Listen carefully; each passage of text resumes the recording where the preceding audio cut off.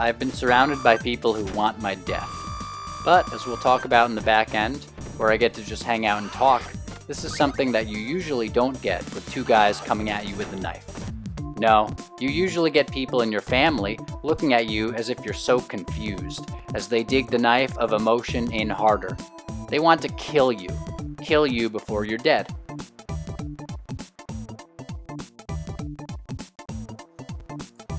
Beat-em-ups are one of the hardest to define genres in existence. Beyond being hard to define, they're also hard to get into, and yet they seem easy on both fronts. They are truly the person who seems one way and turns out another, which is a rare person because most people are exactly whom you think they are, and the only difference is they lie to you until you think you're crazy. Anyway, as the deep person with an attractive, simple exterior, the deep person genre, or the beat-em-ups, is where you start them and feel you don't know what to do. Like you have no options and fewer options because you don't know them, but you know they're there. It's like Devil May Cry 3, but that is not a beat-em-up. This is weird and we'll get into it.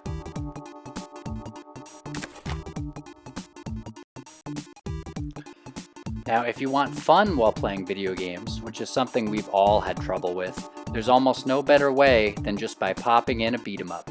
I'm not kidding. Just put it on and experience. Load Streets of Rage 4, get your game face, sit down for a while. Commit to something. This. By the time you get to the third level, Cargo Ship, you'll feel like you're in the last scene in Blade Runner. It's raining and you're out there fighting bad guys. Feels like being in the movie. Apocalyptic. Cinematic. Beat-em-ups are the escapist entertainment. Without getting into what makes them that, which we'll talk about in the last section, Chapter 4, beat-em-ups are so simple that they kind of wear art around them like a mannequin wears clothes. They step back and let beauty shine. What you get is rain with bad guys. They come after you. Different ways. You persevere. It's beautiful. Like with Devil May Cry, you start a beat-em-up and you don't know what to do. But you feel like there is more to do. It's a game known for its complexity, Devil May Cry 3, and when you start it, you don't know what. What can I do? What are the even moves? Well, with the beat-em-up, it's more like, is this all there is? It can't be that simple, can it? Well, it can. Yes, it is. However, it is still something that you have to measure. You get your jumps, your attack, your jumping attack, and your special attack. That's usually all there is, but see it. See if there is anything more about it. If there isn't, then you're good. And don't waste that special attack. You can use it, but you should wait. You should save it for when you need it. However, if you are surrounded by enemies, and you know you're going to die, then yes, use the damn special attack. Before you lose it, you waste it. And otherwise, learn how to throw. That's it. That's all you need to do. One of the coolest things about beat-em-ups is the enemies, and that's where a lot of the complexity comes in. You have the guys with the hands in their pockets, who seem easy on the first level of Streets of Rage 4, but then come after you with the savagery in the cargo level that has to be seen to be believed.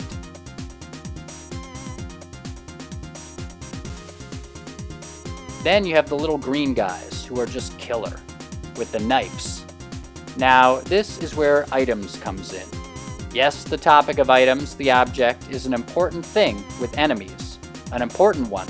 With the Big Ben guy, for example, from the Streets of Rage beaters, he is a good enemy, because he comes at you. And when he's a boss, this is a better one, and he just hits you with the fire.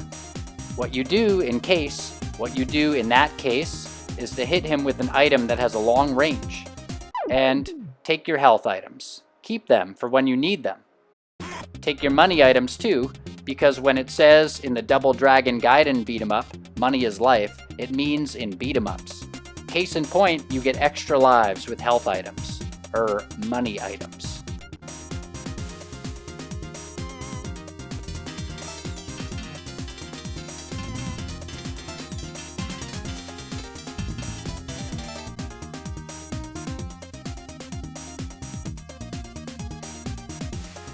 This is the closest beat 'em up games come to platforming. The positioning is what matters. When you go against bosses, especially, the positioning is what helps you. This is what you do. This is what's called crowd control. You keep a bunch of guys in front of you and you beat them all, you hit them at the same time. Then you go and walk underneath them so that they can't get you. Simple, right? It is. However, with bosses, you go against them and you make sure they're not in your line of sight. This is what makes something like Teenage Mutant Ninja Turtles, Turtles in Time, and its hard first mosquito boss interesting and simple. I'm actually using the music from each of these sections for each of these sections. This is great music. First is the second level of Streets of Rage. This is the template for all beat 'em up music. The second is the beach level of Streets of Rage. That is the best level, and that is the best music. And third is the crazy music from the boardwalk level of Streets of Rage 2. I don't mean inside the alien enclosure, and by the way, how fucking cool is it that they changed to a literal alien level, like from the movie, with a literal pirate level in it too. Anyway, the music out on the street level is just hypnotic. And finally is the Scott Pilgrim first level music. It is just the hypnotic soundscape for all video games. And since Scott Pilgrim, the movie, and I guess the comic book, is a thing about video games, this is a video game about video games. This sounds like all the Super Nintendo games, and the little punch sound effects and shit go well with it. This is the beach, the waves eternally unfolding on the sand. This level is the apex of Sega Genesis graphics. Sega Genesis aesthetics. It is the best game ever. Because it has this level. When you go fighting through the beach in Streets of Rage, you become a new man. And that man is better. Become him. Scott Pilgrim takes another tack with its first level. It brings you into this game and this genre in a way I didn't care about when I was in college. Bad me. As a friend said, the movie was like this, and it's a great movie. The third is the opening level of Streets of Rage 2. I don't care what you thought of Streets of Rage, which is my favorite beat 'em up. This level is like a trip through hell, when hell becomes heaven. This level has a phantasmagoric street scene that becomes a pool hall, that becomes a fight in the rain. Then you have the toxic waste of Streets of Rage 4. This is going to be a shorter starter pack than usual, because I don't know beat 'em ups as well. Basically, the first game is Streets of Rage. That game is the ultimate. That game has the simplest fights, the most beautiful streets, and the way the music matches with the action is phenomenal. Then you have the great follow-up, Streets of Rage 2. This game takes the action of the first and makes it this big, great cartoon fantasy land for you to roam through. It's a great game. Take it. Then you have Comic Zone, and all these 3 games can be gotten on the Sega Genesis Classics for the PS4. That game is like the previous 2 games with fewer enemies, so it's a little less of a beat 'em up, see the next section, but it is a great aesthetic masterpiece. Then you have the greater aesthetic masterpiece, and I'm talking about Streets of Rage 4. Take everything good about the first few games, and then add a bunch of cops that you can beat 'em up. I mean, this game is basically a police fighting simulator, which is awesome. And it's better than Grand Theft Auto because they actually fight back. And then you have some of the great shining backgrounds in all of beat 'em up history.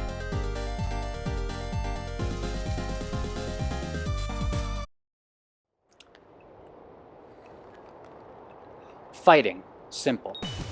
The most controversial aspect of beat 'em ups is probably simple fighting. Games like Scott Pilgrim show that you can have beat 'em ups with more complex moves or combos, even to the point of being a fighting game. And it is still definitely a beat 'em up. So we'll just go with fighting for this and say it's usually simple.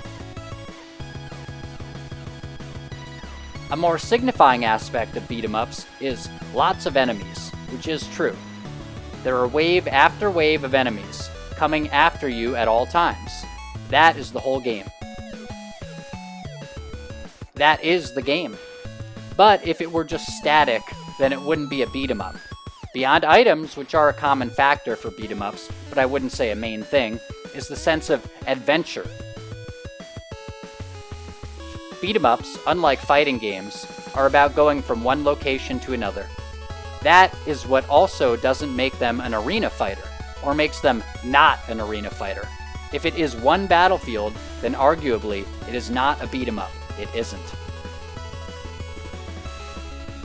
Is Batman Arkham Knight a beat 'em up?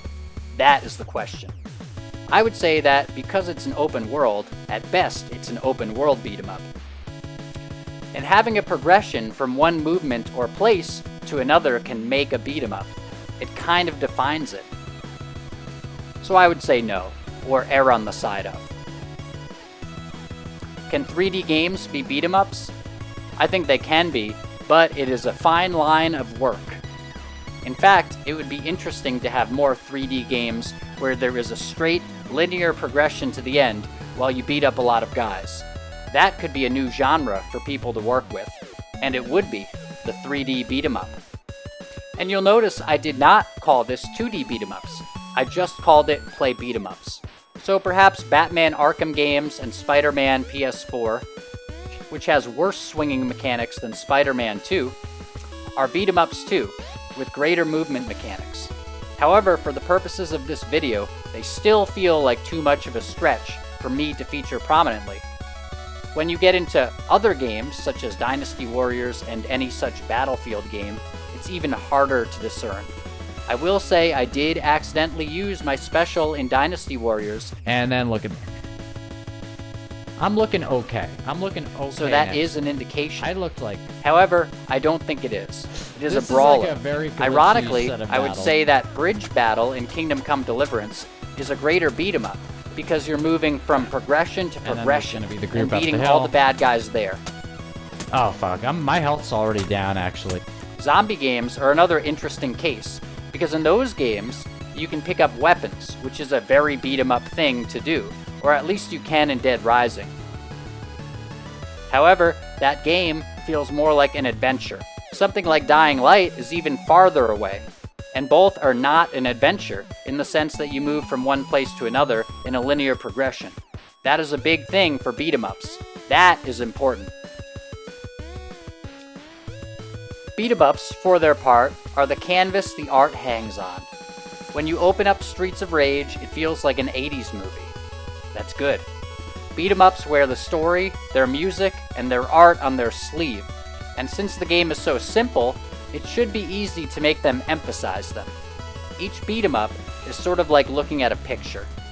You have Comic Zone over here, and it's fun to play, but boy, isn't that aesthetic good. Then you have Streets of Rage games over here, and boy, isn't that music the rhythm. You can jump to, you can dance to.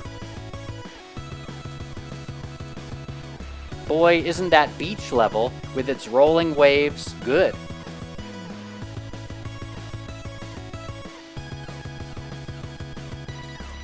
You look at Streets of Rage 4, and it is just an aesthetic masterpiece.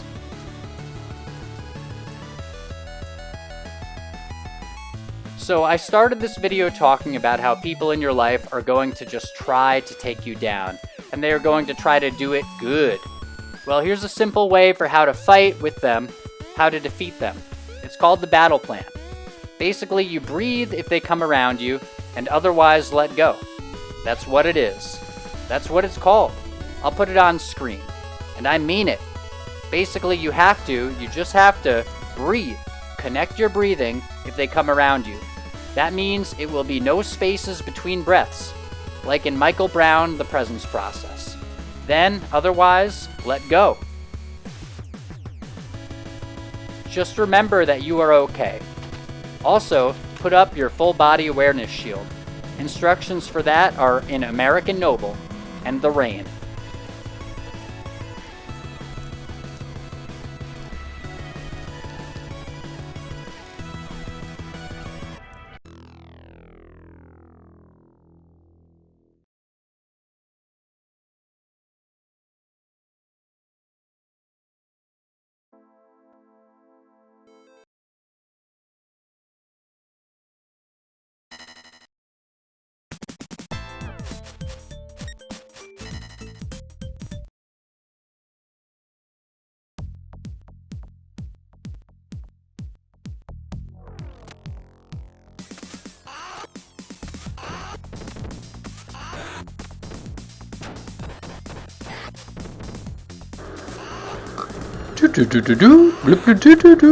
Okay, I'm gonna set myself a challenge with this, and that challenge is, well, actually, the first challenge is, can you charge your controller, Matt?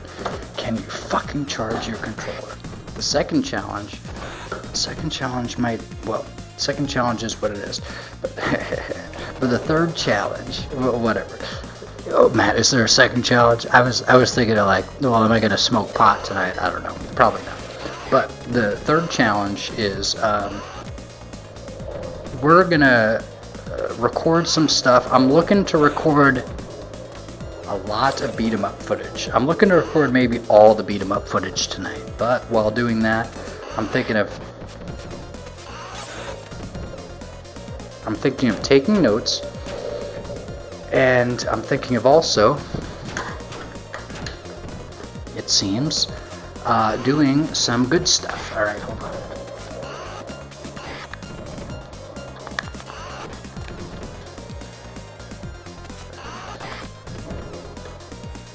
What's good stuff? Well, good stuff might be, it is, just, hold on. Good stuff might be everything that we're doing here. So what I'm going to do is, well, A, we're going to stop acting with fear, stop living with fear. But B, basically, I'm thinking of making some dinner right now. And then I'm thinking of, instead of doing what I've usually been doing recently and kind of, sitting down at the computer watching something, I'm thinking, let's record some beat 'em up footage. Let's maybe do some notes, but then let's also potentially clip together some audio stuff, audio footage, whatever, for that. Now, I got the special, I got the TI special, and let's have that be the last specific reference to it. But they did not have the Rolling Rock as glass bottles, and that was kind of a big part of the whole point of getting that. So what I got instead was, it's like, oh, well, why Rolling Rock? Well, of course, because Angry Video Game Nerd. I wanted Angry Video Game Nerd, points. I wanted to unlock the secret Angry Video Game Nerd special level, and what I got instead was Bud Light Lime. You know why? Because I was like, you know what? AVGN, what would he have done? Well, he would have picked something that wasn't already, a classic staple of a YouTuber. No, he would have picked something that became his own thing, hence that. Now, am I going to make Bud Light Lime my own thing? Probably not, but at the same time, I don't know, perhaps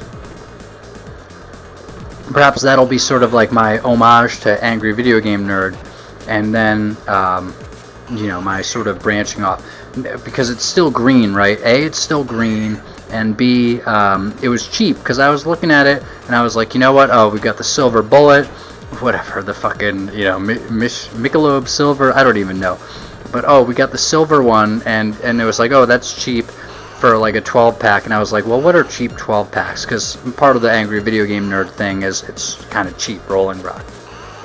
And I had looked at Bud Light Lime, and I was like, I thought, like, because I was looking for the Rolling Rock inside the freezer area, and I was like, all right. And I thought, like, oh, I'd like to get the Bud Light Lime, or that's what I should get. And I was thinking, isn't that going to be kind of expensive? And I was like, no, actually, you know what? Bud Light Lime is not going to be expensive. It's actually going to be cheaper than the silver thing. It was like $18 or so, 18 plus whatever, for a 12-pack of glass Bud Light Lime bottles. Now that, it's, okay, so I said something about conspiracy theory, right? That fulfills not only the price thing, but it fulfills the, what I'm really looking for. Now, here's the thing, I'm really looking for the beer and stuff, but I'm also really looking for glass bottles that I can put on doorknobs. It's like, are you fucking kidding me? It's like, no, I'm absolutely not kidding you.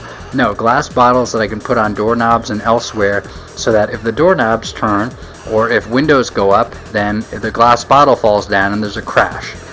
And then, it's like, well, what if you're not home? If I'm not home, guess what? That glass bottle is gone, unless they fucking bring another one or something and replace it. I've already got up some things to crash in the other room. They're not beer bottles, but for the doorknobs, I'd like to have beer bottles, because they do seem to work fairly well.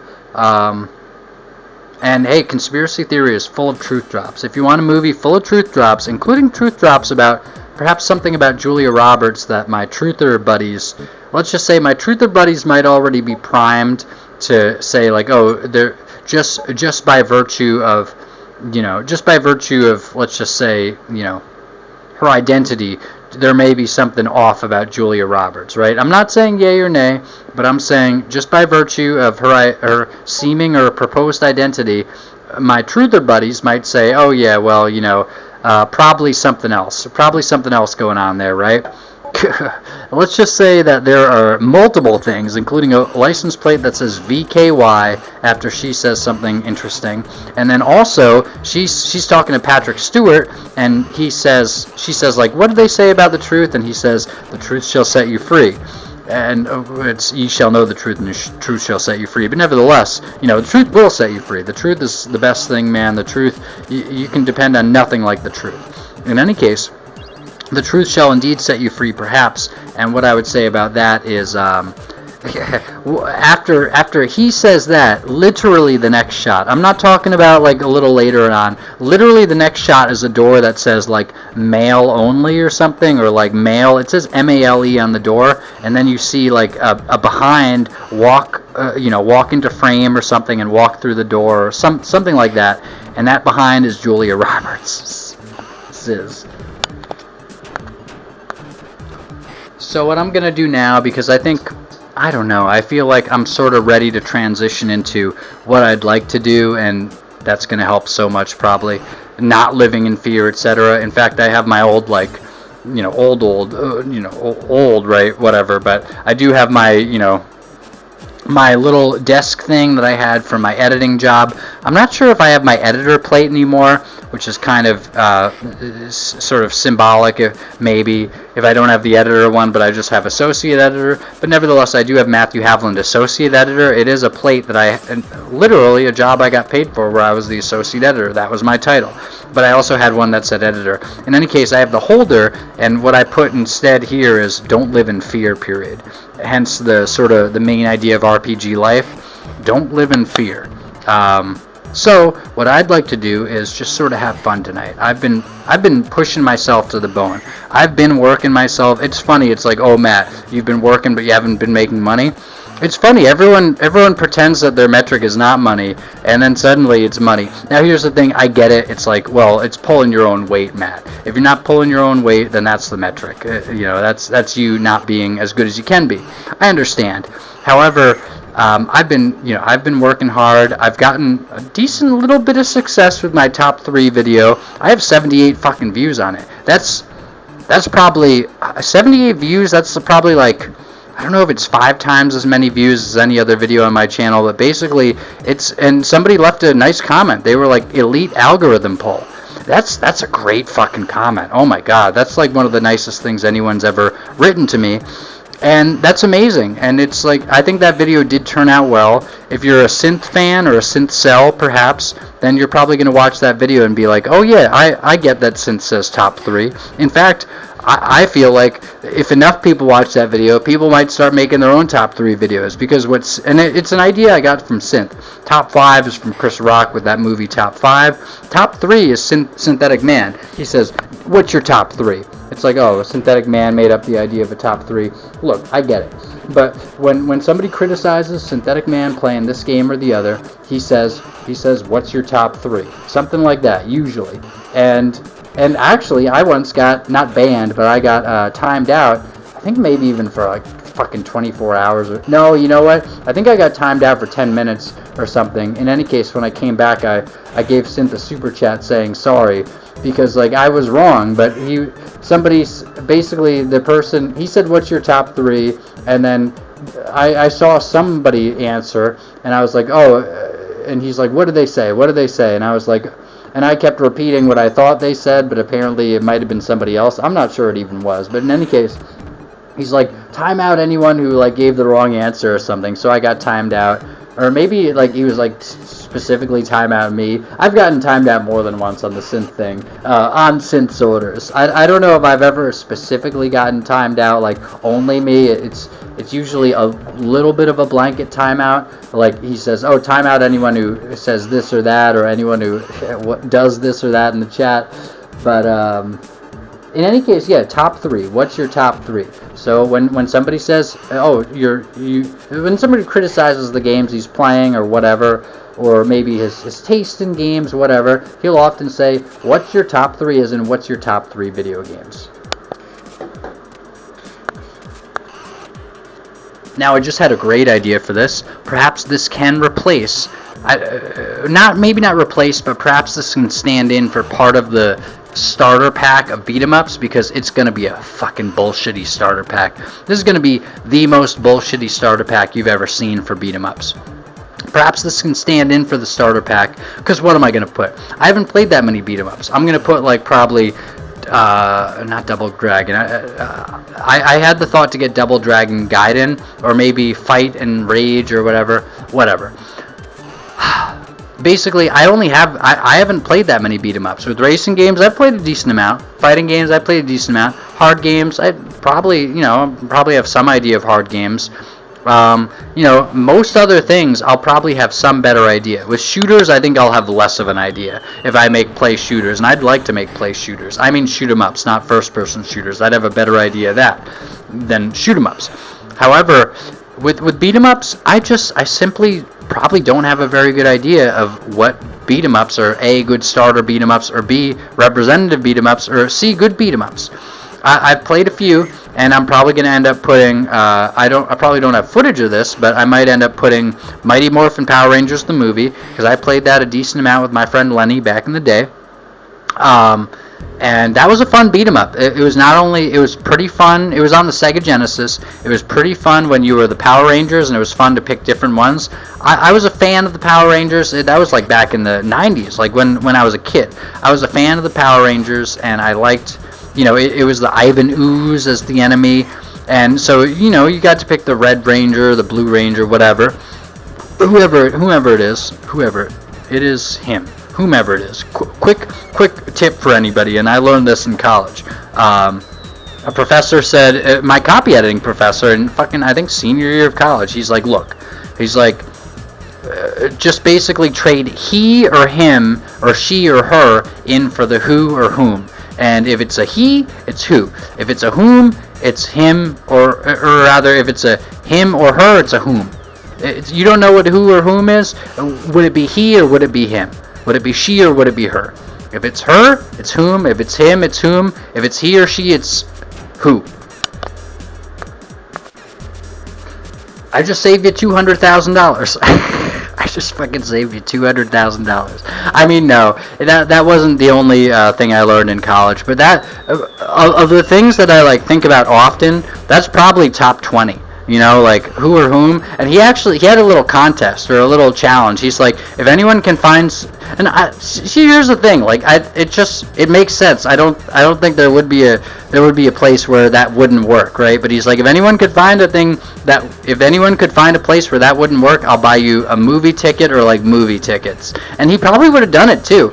But of course, it's like, I think that's the way it is. If you trade who for another pronoun, and the other pronoun would be he or she, it's gonna be who. Otherwise, it's gonna be whom. It's subject versus object. Subject is who, object is whom. In fact, if you can identify whether it's a subject or an object, although sometimes who and whom, it's a little tricky, because it's sort of like it's sort of like a secondary layer of a subject. Whatever. In any case, I think this fits the arcade aesthetic and sort of the angry video game nerd aesthetic, which goes with the beer, not the Rolling Rock, but whatever. Maybe I'll take a picture. In fact, let's take the picture now. This is going to be the picture. I'm taking it now. I'm literally taking it now. This is going to be the picture for. I may punch it up. I may put. This may be the first one that I really screw around with, but this is literally going to be a picture for the video. If you don't like that, too bad, motherfucker. If you don't like that, too bad. All right. I'm showing you. I'm telling you. You might hear it right now. Do you hear that? That's it. That's the picture. That picture will be used unless somebody.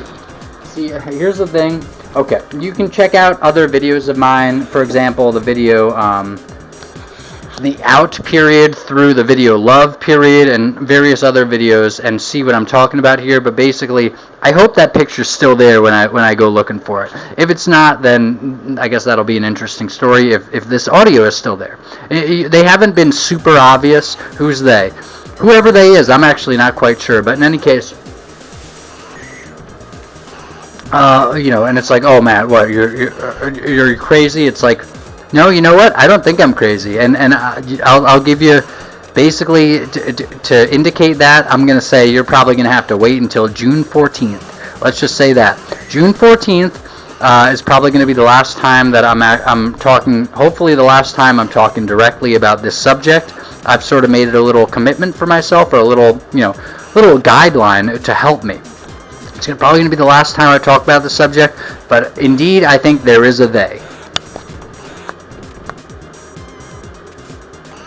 In any case, yeah, tonight's going to be like, I haven't had a fun night. I haven't had like a real fun night. I mean, what's a fun night, Matt? Is a fun night where you drink?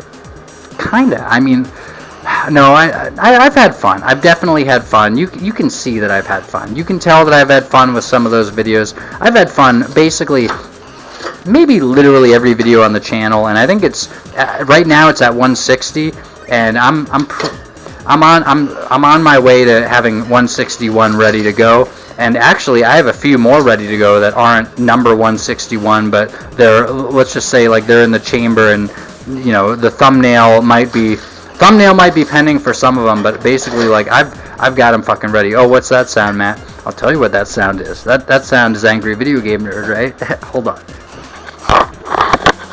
Are you still here with us, Matt? Yes, I am still here, and right now we're just not living in fear. You know why? Because I've been living in fear for so long. And it's been longer. I mean, actually, I'm not sure it's been longer than a certain situation that I'm not going to talk about much, or not really going to refer to specifically, except as part of, you know, basically, it's a detail. It may be an augmentation, but I've been living in fear for perhaps longer than even that. I've been living in fear for a long time. And I think I've earned my place in the sun. I think I've earned my way out of fear. Now, this play beat 'em ups video might go from the shortest video to, interestingly, like, bizarrely the longest video, with like an entire, maybe I'll do like an entire like back end, like Matt McKinley talks about in Quantum of Conscious. Maybe this is part of it, the back end. Maybe I'll call it the back end, and I'll like refer to it in the description. Maybe the entire back end is going to be me beating my favorite beat 'em up. Now, what's my favorite beat 'em up? Oh, are you talking about video games again, Matt? Oh yeah. What's my favorite beat 'em up? Streets of Rage. Oh, which Streets of Rage? You mean Streets of Rage 2? You mean Streets of Rage 3? Do you mean the Japanese version where they have the semi-offensive stuff, or so-called? Or the American version where maybe they took it out? No, I'm talking about Streets of Rage. The first one. What? Yeah, the first one. The first Streets of Rage is an aesthetic masterpiece.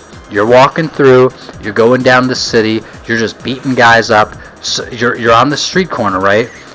Then you're suddenly on the fucking beach. Oh god, the beach is so good. Maybe before the beach you're on the subway, or maybe after the beach you're on the subway or something. Then you're on a cruise boat. Then you're on like a frickin' like you're on sort of like some kind of crane or something that would lift you up the side of a building if you were a window washer. Maybe you're just on an elevator, I don't know. But basically, like, Streets of Rage, you really get the feeling. You get the feeling of this is an adventure I'm having through, like, this crazy city with, like, this crazy fucking, like, I'm having an adventure, and this city is full of just thugs that I'm beating up.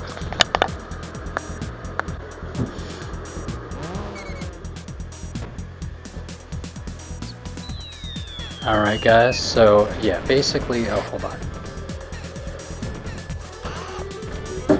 Basically what we're doing here is, oh, do you hear that? Well, actually, I should probably, well, that is video game music, right? That's from God of Rock. We're gonna be doing that, but basically, what did I do? Well, what did you do, Matt? Well, what I did, well, first of all, well, never mind. What I did was I was like, you know what, I want to get a beat 'em up, and it's like, well, what beat 'em up would I like? Well, what beat 'em up indeed, right? Because I made the dinner. Well, I made the dinner now, but let's see. So first of all, we're gonna turn Interestingly, because very rarely do I turn down my headphone volume, but here, or headphones volume, here I will. You know why? Because I have my different headphones in. I might end up getting my other headphones to put in, whatever. In any case, I was like, oh, I'd like to get a beat 'em up. So what beat 'em up? Well, I saw online Double Dragon Gaiden. And I was like, oh, Double Dragon Gaiden. That looks good. And then I saw a beat 'em ups bundle on PlayStation Store. And it was like, oh, okay, beat 'em ups bundle. How about that? And it's like, alright, well,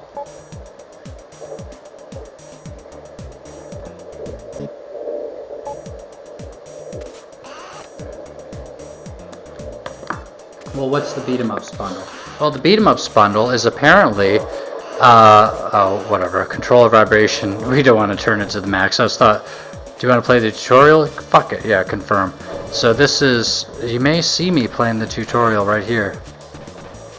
Oh, is this a real beat 'em up game? It looks like a music game. Oh, this is crazy. Oh my god, did I buy a fucking music game? That's crazy, man. Okay, you know what? Is this, it's God of Rock.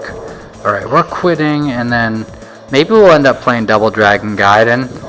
Arcade, let's fucking do arcade. Okay. So, I don't think this is a beat 'em up, is it? Alright, well, champ. Let's, you know what I usually don't do these days, because I try to go by intuition, but we're not living in fear now. Well, Matt, what, you're not living in fear anymore? I'm hoping not to live in fear anymore. In fact, I thought to call this play beat 'em ups period space the party, and that would be T and then P capitalized there, the T and the, and yeah, maybe, you know what, maybe, hold on.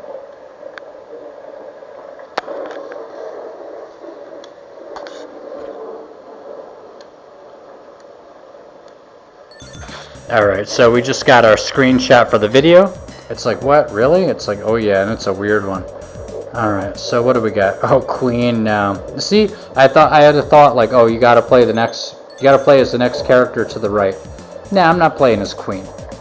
Alright, but see, I like rock music. I've been listening to Radiohead recently a little more again, but, oh, fucking, let's play as champ. But mainly I've been listening to metal for a long time, for a reasonable amount of time. Now here's the thing, recently, I've been listening to so much metal that I believe that if I go back and play the Guitar Hero games, I'm gonna know some shit that I didn't know back then. Oh, what, have you listened to Dragon Force? Oh yeah, I have Inhuman Rampage, which is the album that Through the Fire and Flames came from. Oh, by the way, I think the back end is going to be another staple. So I've got my format. It's going to start with the thing, end with the thing. I've got my thumbnail format with the size and color of the letters, and the font maybe. And now I've got the format of the thing where I'm going to have a back end. And I think the back end is going to be over, not Double Dragon. I thought to say Double Dragon. I think it's going to be over Streets of Rage. Basically me playing through the entire game and beating it. Let's see if we can do that. Probably not playing this, something of rock game, because this looks like more of a fighting game / music rhythm game, not a beat 'em up. Yeah, this does not appear to be a beat 'em up. Let's see. Okay, this is a fight. This is a music game. Fine. Well, this is definitely not actually a fucking beat 'em up game. Let's play until we're dead, and then, which may take a while. You know, it's sad when you want to just die in a game and it's like, nope, it's gonna take a little fucking while. In fact, you know what, no, let's play until we're dead. Really, like, is this a fucking rock game? Is this a fucking rock game? Is this part of what I paid $16 for?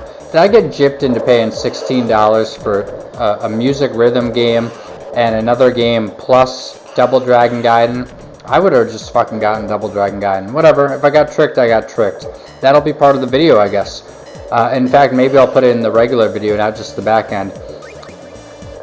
How about, like, a back end might be an extended thing with maybe some interesting video elements, but generally like extended talk.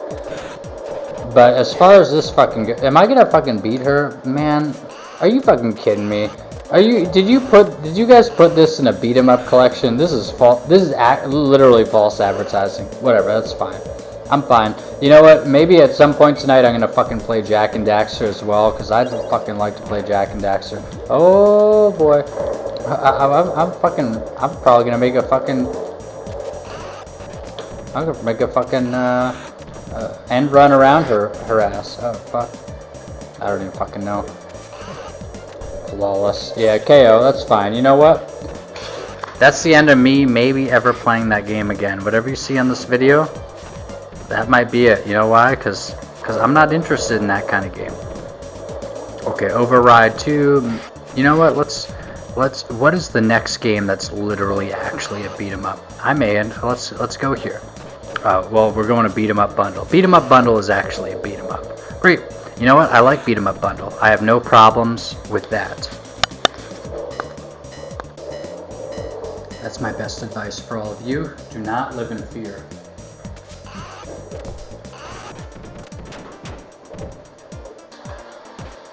Do not live in fear. You know why? Don't live in fear. You know why? Because everyone lives in fear. King of Dragons. Man, I love King of Dragons. That's probably going to be one of them. I like King of Dragons quite a bit.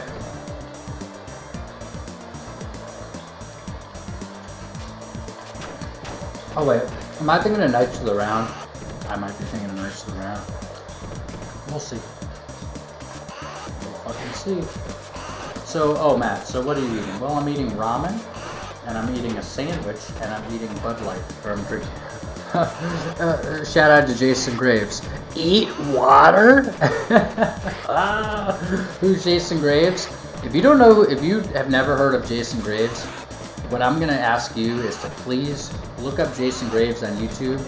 And if you're at all interested in RPGs, video game stuff in general, especially if you like Tim Rogers, I really would like you, I'd love you to go and fucking watch Jason Graves. You know why? Because Jason Graves is just about the best. He's one of the better YouTubers I've ever seen. He's got like a do-it-yourself aesthetic. It's like angry video game nerd before he was famous. It's like Tim Rogers, Tim Rogers, but a little less like, I mean, Tim Rogers is like a superhuman. Tim Rogers, but like a real human being, right? Look, I don't want to. I've got a lot of good to say about Tim Rogers. I put him as, I think he was number 5 of my favorite video game YouTubers. Okay, so Matt, who are your video game YouTuber influences? Okay. Number 1 might be Synthetic Man. I love Sim. However, Happy Console Gamer is huge. I love Happy Console Gamer. Love him. I may not talk about him a lot. Sometimes that I talk about him, I may mention him, like mention the 33. I love Happy Console Gamer. He's great. Johnny Millennium, he's fucking awesome. That's him. Happy Console Gamer. Okay, him and Kim. He and Kim, Rob Man, Satan, his friend Andrew, the whole gang. Even fucking Peter Lucas or whatever, the guy from the other thing, Electric Playground or whatever. Everyone on Happy Console Gamer, I love him. I even love the GameSack episode where he talked to GameSack about Ease, and he got so visibly pissed at GameSack for like cutting him off and shit that at the end he was just fucking pissed. You should check it out. New Year's Eve, GameSack. I'm Happy Console Gamer. Super good. I don't know much about Metal Jesus Rocks. He's talked to him.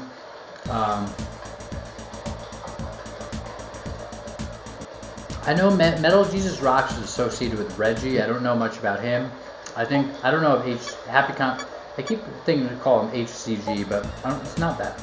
I don't know if Happy Console Gamer has talked about or rather, maybe Metal Jesus Rocks is just, whatever. In any case, who else? Well, I love Scott the Woz. I was always put off for a long time. It was like, oh, the angry video game nerd. I don't want to watch someone who's angry. Like, that was sort of my thought process. Like, truly. I don't even know if I, like, put it together, like, consciously. But it's like, oh, angry. Like, that just kind of puts me off. But no, AVGN, he's good. Angry video game nerd. Love Scott the Woz. I love Josh Tripes, I love dearly and deeply. Retro Bird, I love. Red Cow Arcade, I love. They talk about video games and other stuff. In fact, probably less often video games, but they're great. I love Red Cow Arcade. In fact, I'm pretty sure I saw them. They went to my college, and I'm pretty sure I saw them when I was there. Like, I think I visually saw them. I have sort of an image of, like, seeing Frankie and maybe EJ, like, standing in the little building it was called, whatever. They'd know what it is. They'd recognize that. But in any case, Emerson College. I probably went to a party that they were at one point. I wasn't, like, I don't think I was super cool in college, but at the same time, like, let's just say I did go to a party once and everyone sang me happy birthday, and it was like mostly people I didn't know. Like, to say 90% is a low estimate. I think it was probably 95% people I didn't know, but they did sing me happy birthday. That was nice. I think I fucking got up on a table too. It was bizarre. Like why did they like me so much? Maybe I was basically, let's just say, maybe I was more famous back then than I thought I was, in like a weird artificial way, that I might also be famous today. Check the RPG Life video and other various videos in this channel, including the upcoming Matt's Blog 3, etc. Okay.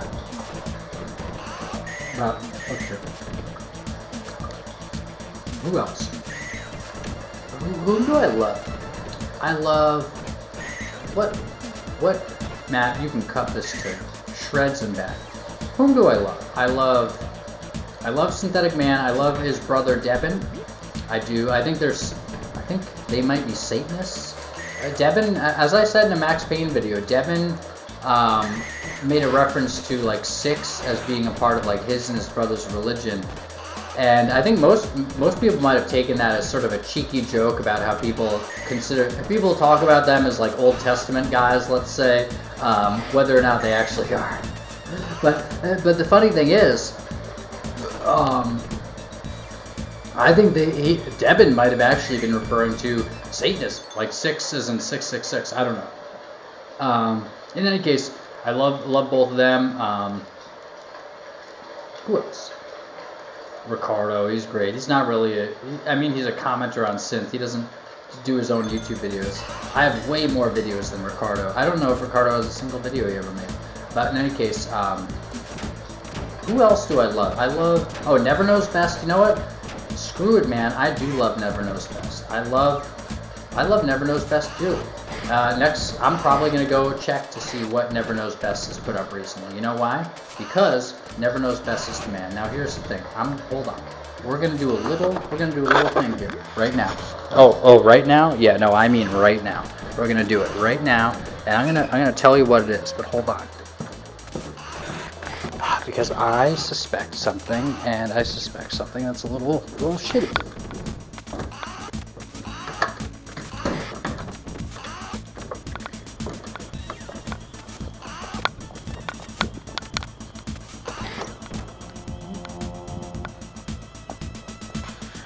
Okay, maybe not. Great. If not, then thank goodness.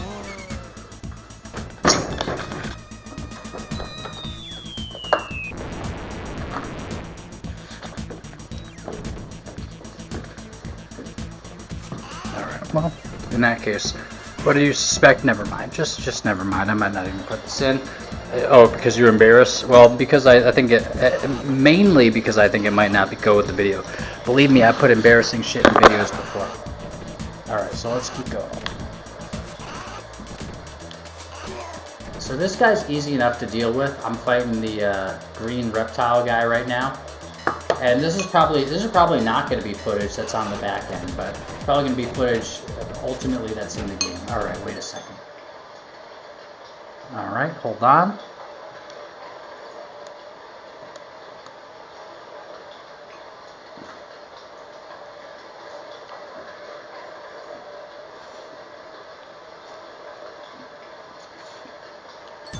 Right here in the middle castle. You know what? Let's play a whole different game. Yeah, I might play fucking Saints Row. What? Saints? That's not a beat 'em up. I know.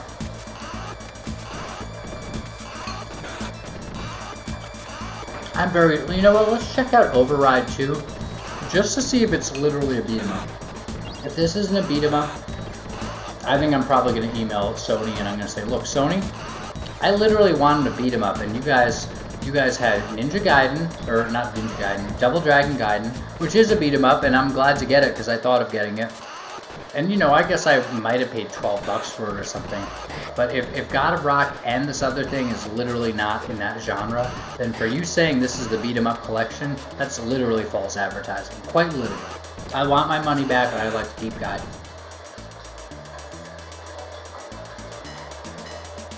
Yeah, quick play, uh-oh. That doesn't sound good. Quick play sounds bad. That sounds like God of Rock. Nope. Choose your fucking plan? No, thank you. Oh, are you fucking kidding me? Connecting to game servers? Are you fucking kidding me? Alright, you know what? I guess we'll take it as a loss. Oh my god, it's all like... Oh my goodness, it's woke and shit? Are you fucking kidding me? Okay, tutorial. Fine, let's... I can't fucking believe it, man. Well, at least I've gotten footage of this so I can steer people away from this as far as beat-em-ups go. That's crazy. Somebody at Sony knows beat-em-ups well enough to know that this ain't a fucking beat-em-up. Oh, you know what? Okay, wait a second. This appears to be some kind of 3D beat-em-up. That's kind of cool. Now, I'm thinking of putting Fists of the North Star in this. You know why? Well, mainly because I don't have a lot of beat-em-ups. But also because that is sort of a 3D beat 'em up, and I've been sort of meaning to play Fist of the North Star. You fucking kidding me? Were you fucking kidding me? Okay.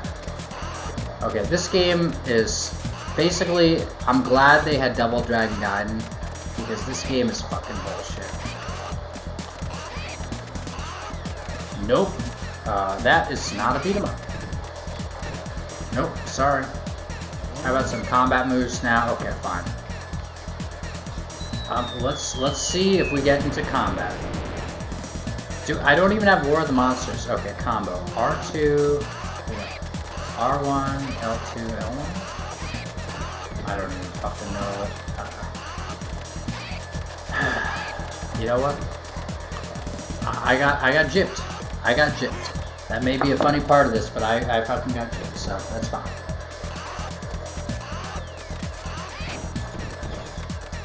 At least I got one beat 'em up that's gonna be an actual beat 'em up game, right? We're pulling a meltdown, right? Wait, did he? Oh no, that's Shoe on Head actually. You watched the ad, right? Right.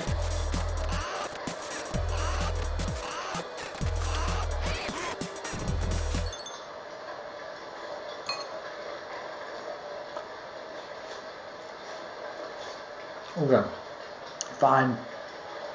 At the very least, we got one actual game.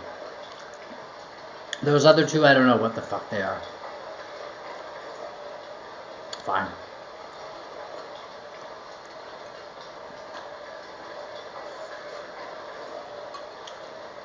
This is probably going to be super dull, and so we're probably going to clip it like crazy. This is actually going to be good for me to get experience and to have the confidence to clip my own stuff. Not feel like it needs to be a certain way. Oh boy. Okay, Double Dragon. Let's fucking do it. Wait, Billy Lee? Are you fucking kidding me? Okay. I hope I didn't get like just 3 crap games for $16. That would be crazy bullshit. Oh, cool. We can unlock different characters. Excellent. Okay. That's what I'm talking about. Unlocking different characters, that's what I'm fucking talking about. Oh my god, we got a shitload of them. Oh no, wait a second. Does that mean DLC? I hope not. Now, they don't have price tags. It just question marks, which seems to suggest that it's actually playing the game to unlock them. Remember that?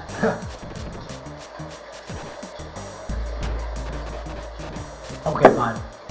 Marion might be a second tier. Are you sure? Yeah, no, I'm going Billy. Okay. Answer the call to help. Our 4 heroes. Answering the call to help. Our 4 heroes set out to stop the gang wars and return peace to New York City. Okay, fine. This is Double Dragon, so we're gonna see what we got.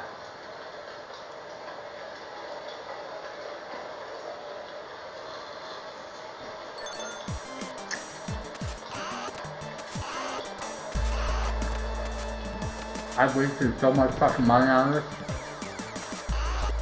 Hold on. Can you fucking believe it? It was minus 80%. Minus 80% of the price. It was gonna be $70 for an actual game, plus 2 games that aren't fucking real games. I hope I saved money on this actual game. Oh man. Well, those Mech Override 2 and God of Rock are not actual games. God of Rock doesn't seem to be.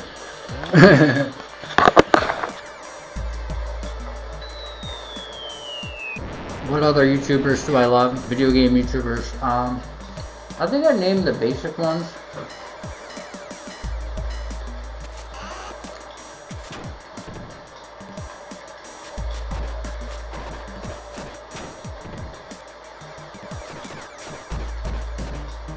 You know, this game is hopefully gonna actually be worth playing.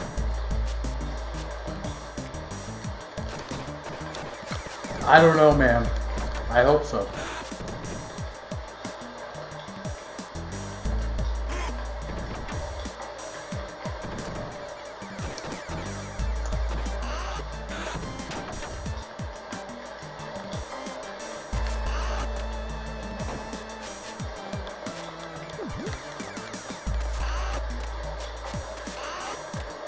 Are you fucking kidding me? Really? No. Okay, I like that their bodies stay on the ground. This game is so easy though, I'm playing it with one hand. Most beat 'em ups are kind of difficult. Let's hope the difficulty goes up.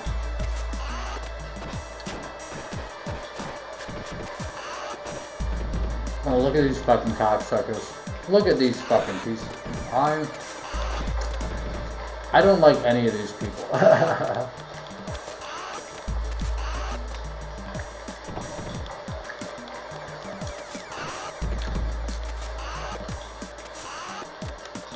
I do like that they have that butt slap attack. Those are pretty cool. I can't effing believe it, man.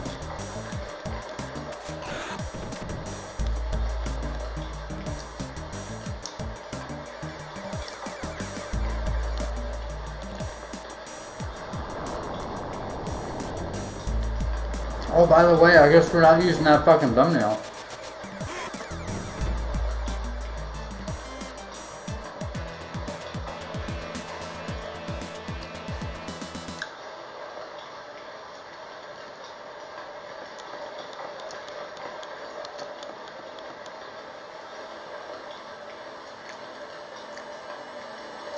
I'm very disappointed. Alright, let's just hang out for a second because I'm very disappointed. Even Double Dragon Gaiden, which was like number 12 on a certain list online of like PS4 beat-em-ups, like I would have been much better off getting Streets of Rage 4. Way better off. At least I do have some footage of Streets of Rage 4. You know, I'll probably use it, but I would have been much fucking better off getting that. I can't fucking believe it. Alright, let's go back to the fear thing. Don't live in fear. Now, everyone around you wants to scare you. They want to scare you. They want to scare the shit out of you. Don't let them. There's nothing to be afraid of. There's nothing to be afraid of. And you know that. You know why? You know that because simply when you feel good, that's when they come in, like the hit squad, like the wrecking squad, to try to take you out. They come in when you're feeling good. And then they try to feed off of you. Not to feed off your positive energy, but to ruin your energy. And then perhaps basically in taking down your energy, you're going to feel a lot worse. Because you feel like, oh shit, wait a second. I was feeling good, now I'm disappointed to be feeling bad. And then they probably feed off of that. Or they're used to you having sort of like disappointed or, sad or unhappy energy.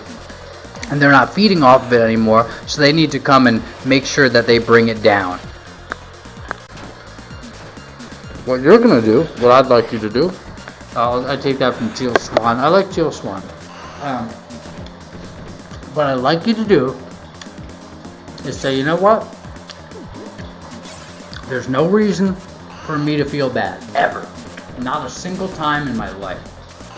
It's like, oh Matt, what about this time or that time? No, there's never a reason to feel bad. That may sound insane. I'm certain. Oh, Teenage Mutant Ninja Turtles. At least we have a couple of real beat 'em ups on here. That may sound insane. Well, you know what? Capcom beat 'em up collection works too. Oh, really? An error in the collect? Are you fucking kidding me? There was an error? Okay, let's try to open that again. I can't fucking believe it. I hope that's not a PS4 thing. Like, really? An error?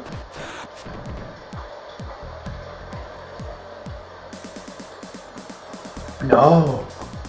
What? No. Alright, fine. I'm gonna delete it and we're gonna re-download it. I can't really. That's a good collection too. Okay, that's an actual good collection. It's not like the best collection ever, but it's some quality. It's way more quality than Double Dragon Gaiden plus 2 non-beat 'em ups. Well, one of them could be seen as a 3D beat 'em up. It's like a 3D fucking. It's like, Matt, you should have researched. I should have researched. You know what? Maybe my main suggestion to you guys, other than don't live in fear period, with the capital letters on each of the first letters of those, my main suggestion to you guys would actually be research the games in a collection before you get them. And you know what? Like I've done that myself. Like I've actually researched games before. Tonight I was just like, yeah, you know what? I'm gonna. What God of Rock? That sounds like a cool beat 'em up. And Override 2. I barely even looked at that, but I saw God of Rock and I saw Double Dragon Gaiden, and I was like, okay, cool. And then it turns out God of Rock is literally a music game, and Override 2. It's like a 3D arena fighter that's like mainly online. It doesn't even seem to have a first-person mode or a first-player mode. One player. Not really. I'm disappointed. But you know what? This is actually the perfect test because I'm disappointed, and what am I gonna do about it? Am I gonna dwell on it? See, I'm doing the 10-day mental challenge right now. Oh, are you? Yeah, I absolutely am. I am doing the 10-day mental challenge, and what I'll tell you is that I'm gonna be just fine. Oh, wait a second. Where's Sega? Okay, good. We have Sega Genesis Classics. Thank goodness. That at least has the 3 Streets of Rage games. I also have the second Sega Genesis Mini. I used to have the first, and I used to have the Super Nintendo Mini. I sold those. Why'd you sell them? Because I was running out of money. It's sad. I would have liked to keep those. That's a horror story you hear. The main thing you probably hear from most video game players is don't sell your games. And it's true. Whenever you sell your games, you're getting some money, and it's usually not nearly as much money as you'd like for the games, nor as much as you spent on them, but it's like, alright, you're getting a little money. You're going to regret that for the rest of your life. You're going to, probably literally, you're going to remember, oh wow, I can't believe it. I used to have that game. Or, oh man, I used to literally have the Super Nintendo Classic. Or the Sega Genesis Classic 1. Luckily, most of the Sega Genesis Classic 1 is on Sega Genesis Classics, but not all of it, I don't think. That's very disappointing. It's like, Matt, couldn't you play those ROM games? I'm not a computer gamer. A, I'd like to have the games and actually own them. B, I'm not a computer gamer. I'm simply not a member of the PC Master Race. If I try to play games on my MacBook, it looks at me and says, you're not the right race.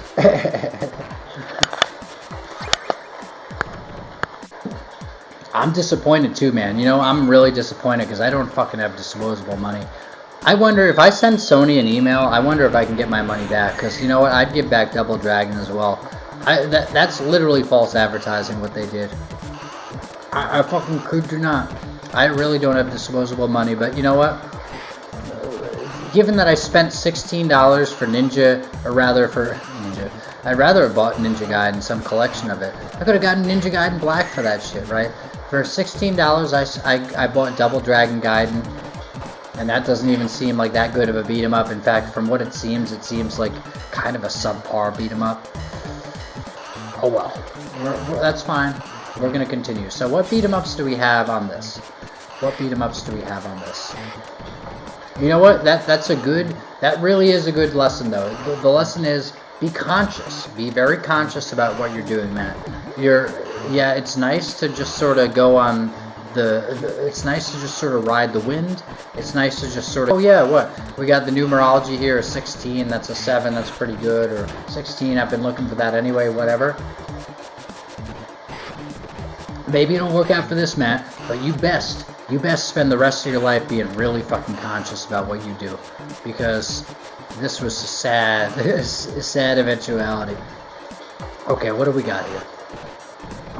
Comic Zones. Is Comic Zone a beat 'em up? I think Comic Zone might be deemed a beat 'em up. Is that deemed to be? If it is, man, we can at least get some fucking footage from that. I love beat 'em ups.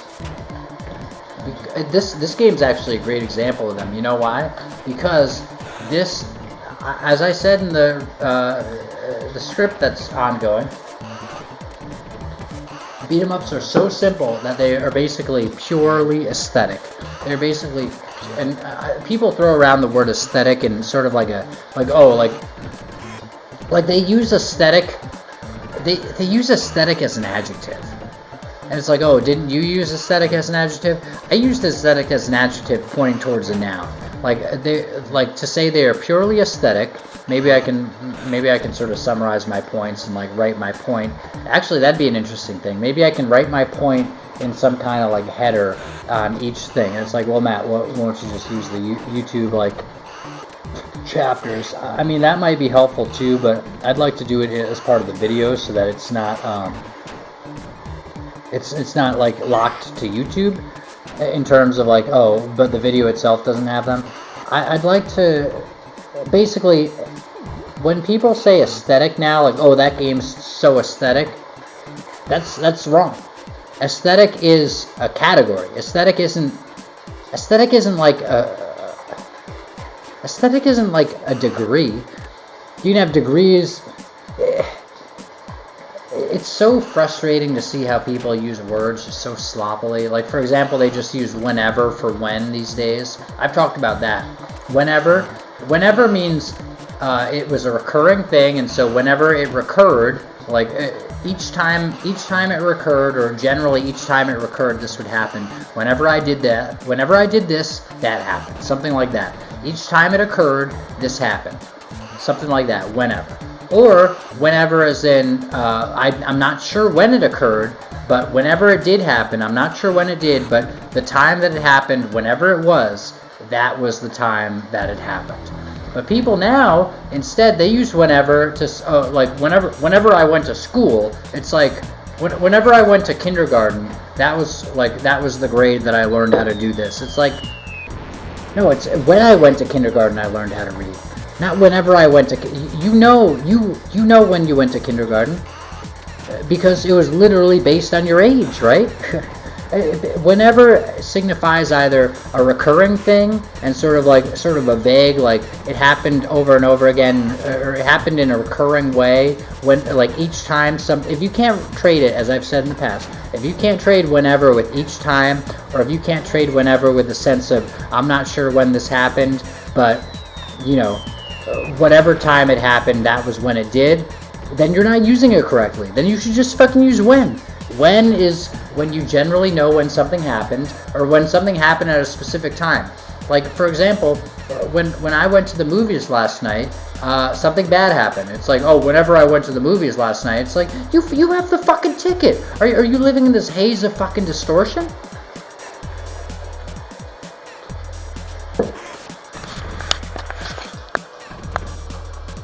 Anyway, you know, it's funny because I'm mad. Yeah, I probably shouldn't even say it. I was thinking of saying like, oh, you know, it's funny because, never mind. Okay, so aesthetic, yeah. So aesthetic, that really gets me. I think basically, I don't even think people came up with this shit. Like, I think basically people filter down. From my understanding of things, I doubt this took hold because somebody fucked it up. And by the way, there are plenty of people, it's called prescriptivists versus descriptivists in language. Prescriptivists are people who say, this is what the word means, so this is what it is. Descriptivists say, this is how people have used the word, so that's what it is now.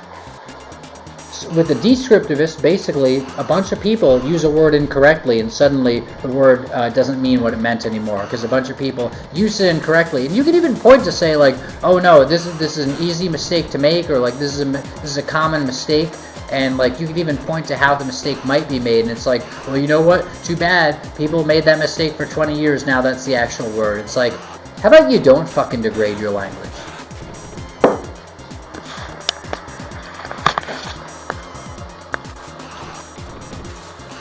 In any case, one of the most aggravating ones. They're all aggravating. I think it's all from the control system. I doubt it's. In many cases, in some cases, perhaps it is like people screwing up. But when it's sort of like, I thought I'd say an aesthetic thing. When it's sort of like a thing, aesthetic has an actual meaning. Whereas this is basically like newspeak, the erosion of meanings. But when it's a thing where it's just a trendy thing, when it's sort of like, oh, you know, this many people like suddenly were doing this bullshit, it's like, that strikes me as like the David Icke quote. It's great. I love that David Icke quote. It's from, I think it might be from Remember Where You Are, blah blah blah, that book. Whatever it is, it might be from him talking. But he says, like, if something is nowhere and then suddenly it's everywhere, it's part of the agenda. Now, say what you will about David Icke, I think that's a great quote. And I think probably a lot of people who would criticize him would say, like, well, yeah, no, that quote pretty well describes things. If something is nowhere and then suddenly it's everywhere, it's part of the agenda.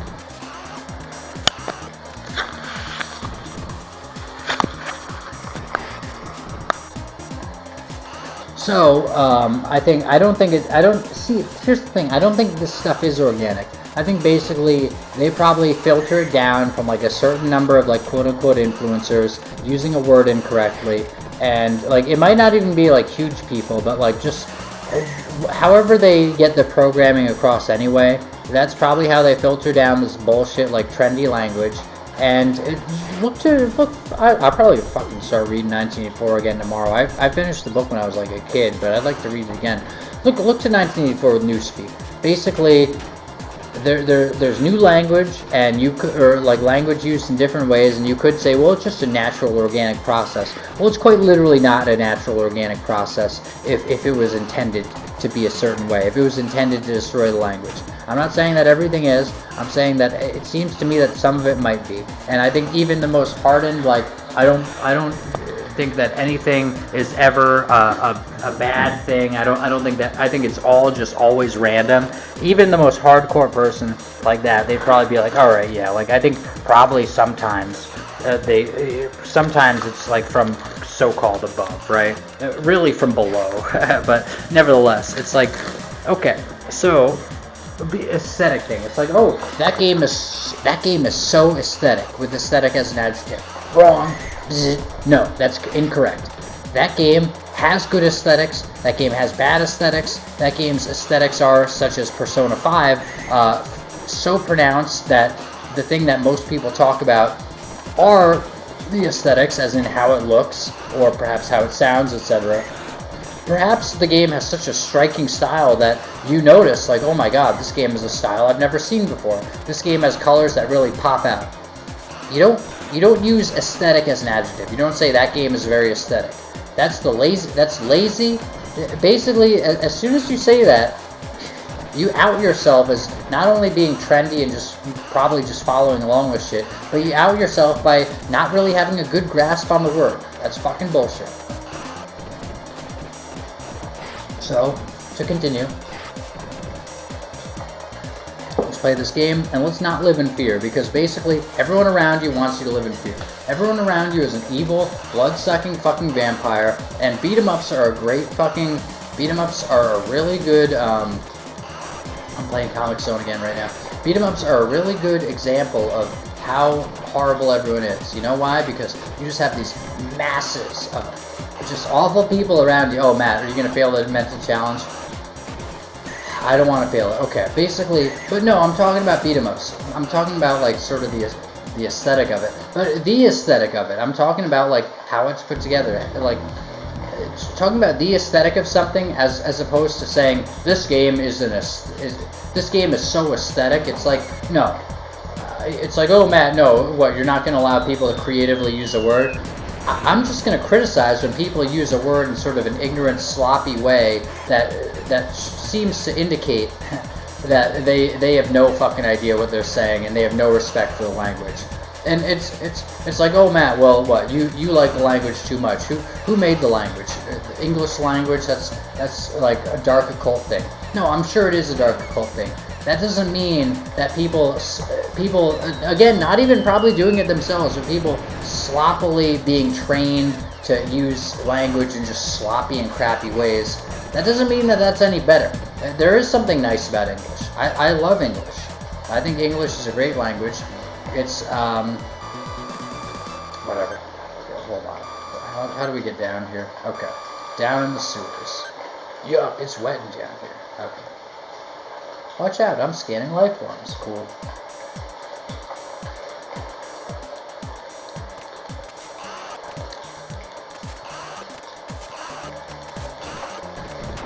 Matt, do you like anything in our society? Not much. I like a lot of video games. Now here's the thing. I think this is an interesting genre for this because beat 'em ups are about the aesthetics. They are about the look of it, the sound of it, mainly the look of it. But the sound is a big part as well. Like, for example, Streets of Rage. I don't even want to mention Double Dragon right now. Streets of Rage, like, I actually don't have that much money to be fucking wasting on shit. I'm kind of disappointed to have done that. Streets of Rage, good fucking game. Incredible game. That whole series, including Streets of Rage 4, although that's a magenta nightmare. Check out Matt McKinley on the magenta. Streets of Rage 4, really good looking game. I'm seeing some magenta fucking here, that's crazy. And magenta was also sort of an 80s thing, but then it came back, whatever. At least Ready Player One has an orange cover, not magenta. Orange as in, you know, like sort of represents vitality or whatever. Anyway, like a clockwork orange, whatever. It's in any case, these games are amazing. You know why? Not just because it's fun to play them, and it takes a little while to get into them. It's actually installed Teenage Mutant Ninja Turtles. Let's fucking see if we can actually play that. Let's see if that works. It's not. I'm telling you, man. It's not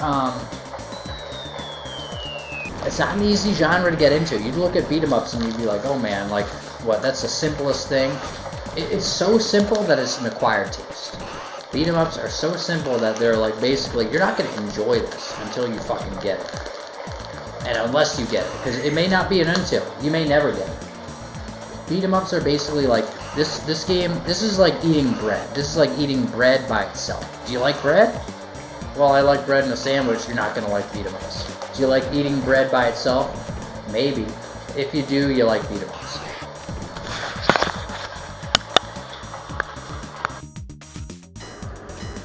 While you're near them, they're gonna have access to you, and they're gonna use that access to hurt you.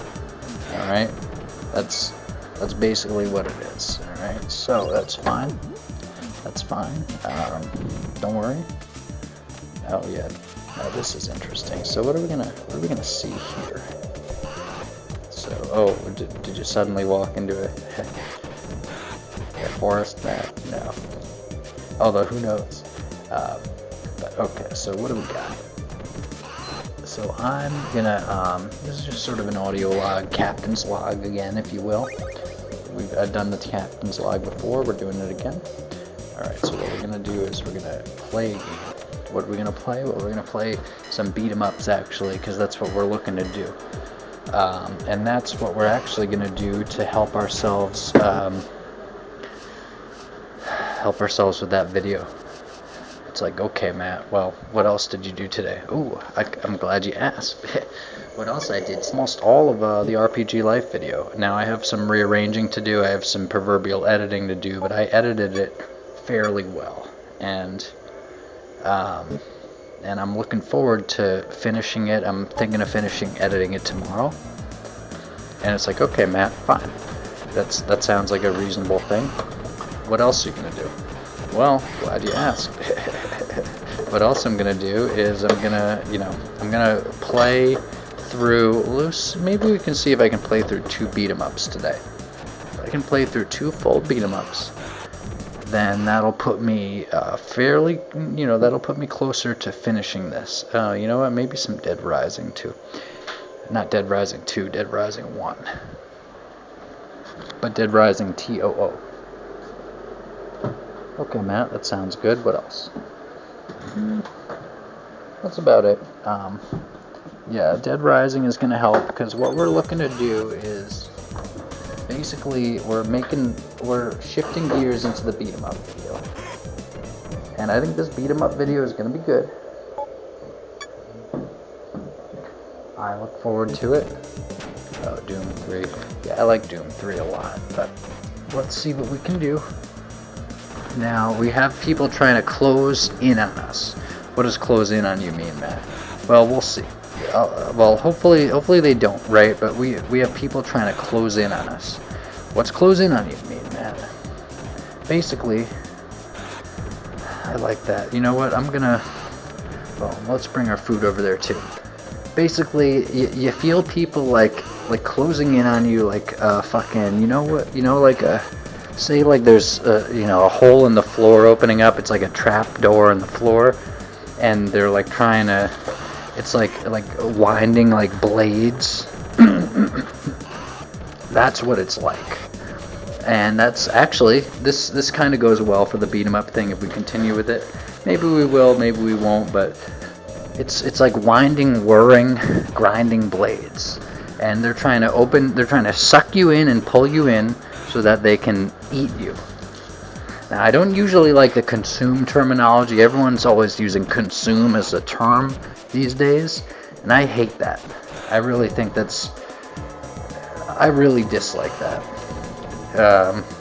Mainly because people are so incredibly tone deaf. They'll often use it as they will literally often use it in the context of criticizing people for kind of going along with social agendas. Like, oh, yeah, you just consume, right? You consume.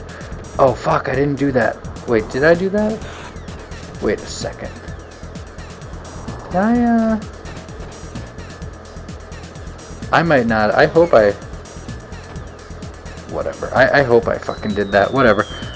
If I didn't, I'll figure it out tomorrow. But people criticize social agendas. I guess, yeah, this is sort of a theme for this episode. Strangely, it's sort of like it's a social commentary beat 'em ups episode, or whatever. And intellectual stuff. Intricate intellectual social commentary beat 'em ups episode. In any case, hold on. People will often use the word consume as some kind of like criticism of bullshit modern totalitarian culture, but they'll be using it themselves. Like, they'll be like, oh, all the stuff that you consume. It's like, stop using that fucking word. You're contributing to that society by making that word, normalizing it, I guess, by making that word like just a catch-all word and like a use-all word that means everything. Then suddenly you are the one who's replacing all the verbs with newspeak.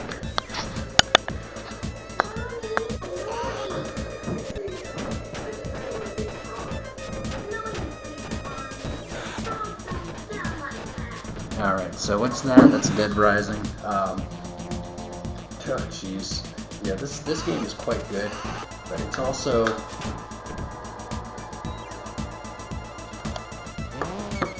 It's a little bit... Yeah, it's a really good game. Super good. It's one of the best. It's truly one of the best games ever made. It's funny because you don't think of like Dead Rising. It's like, oh, what are the best five best games ever made? It's like, oh, Dead Rising. But it really is good. But I think it's a little bit open-ended, or like it's open in a way that kind of doesn't lead to it being quite as fun. Basically, it feels like they kind of put a basic structure together, and then they just left it like that. What do we got? So, but at the same time, there's A lot of good stuff. Like, this is a prime example of like 360 era games. And it was the PS2 era, but then it was the 360 era. I mean, I love the PS3. PS3 feels like a different beast, though. Also, I will say, 360 came out early enough that it felt like it was sort of it was sort of like the Wii U for the Xbox. I don't know if people like talk about it that way, but 360 felt like it was sort of just a branch off of that console generation. Whereas, and of course the Wii U started Nintendo's just like total power down phase, and I mean like literally console power. Just Nintendo, like it's just like, no, we're not making powerful consoles anymore. But and it's like, oh, but the Switch 2 is as powerful as a PS4. It's like, yeah, but it's coming out, you know, relatively late in the PS5's life cycle. And you're saying, oh, it's as powerful as a PS4? You fucking kidding me? Is Nintendo so, like, lacking now that we point to the previous console generation and say it's impressive if Nintendo can do as well as that?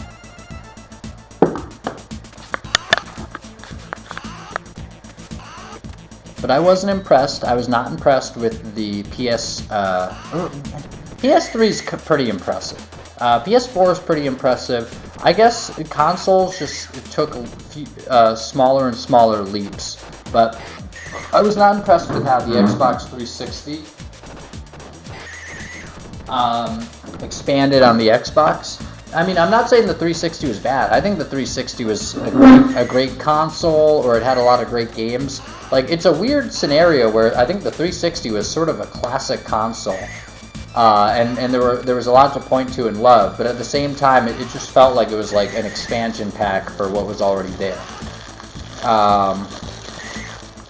And I think Dead Rising is a good example of sort of that era where it's like they've got the ability to make like a game that's like more complex and there's a lot more going on, but at the same time it doesn't seem like it's a gigantic improvement over PS2 or Xbox. Especially X more powerful than the PS2. And GameCube was also like more graphically powerful than the PS2.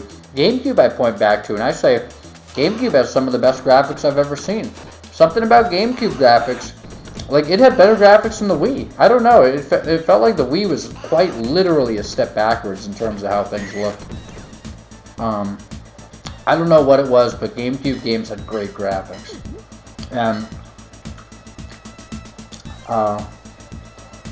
like for example, check out Star Wars Rogue Leader.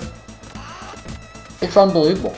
Star Wars Rogue Leader is one of the best looking games of all time. Rogue Squadron 2, whatever. The Star Wars game for GameCube, that was a launch title. I think it was literally launched. I think it was same day it came out. And it was like, it was breathtaking. Going back to play it, it'd probably still be breathtaking. That initial mission flying over the Death Star, it was unbelievable. It felt like you were in a movie, but it also felt like it looked as good as a movie. It felt like you were literally there, like over a freaking Death Star in space. And it's a fucking video game. That blows the PS2 out of the water. Certainly the Wii, I don't know. I don't know why people give Nintendo so much leeway. Look, I love Nintendo. I haven't had a Nintendo system since the Wii U, and I sold that. Well, I have the 3DS. I got that later than the Wii U. In fact, I got the 3DS after I sold my... I did get the 3DS after I sold my Wii U. But, I haven't had a Nintendo console, like a real, like a base one, in a long time. And I hope to get one. I'd be so excited. The day I get a fucking Switch or Switch 2 or whatever I get, if I ever get a Nintendo console, and it's really just about having money, so once I start making a lot of money, I hope that I do, I'm getting a fucking Nintendo console. That's gonna feel like me going back to real video games. But at the same time, what people are just gonna be like, oh, well, Nintendo, they can't do it. It's like, why can't they make a powerful console? Why can't Nintendo make a console as powerful as a fucking... What? Because they lost a few years, now they're just perpetually way behind? I don't know, man. I like the Wii U well enough. Of course, the Wii U is a gigantic flop. But I don't fucking know what Nintendo's doing, man. People just... And you know what? The Switch 2 is basically the Wii U, but worse. At least the Wii U had personality. The Wii U felt friendly. The Switch 2 feels like a mean money grab. It's like, oh yeah, everyone just talks about the money. I mean it. The Switch 2 just feels like... Basically, Nintendo's like, we're looking to make money. We're putting out something that's basically just Switch Plus. And we're looking to charge you a lot because we're not looking to make video games. We're not looking to make a really powerful new console. We're going to make some kind of stopgap, and it's basically going to be like the DLC console, as in it's just we're charging you as much as possible all the time, and that's what it is.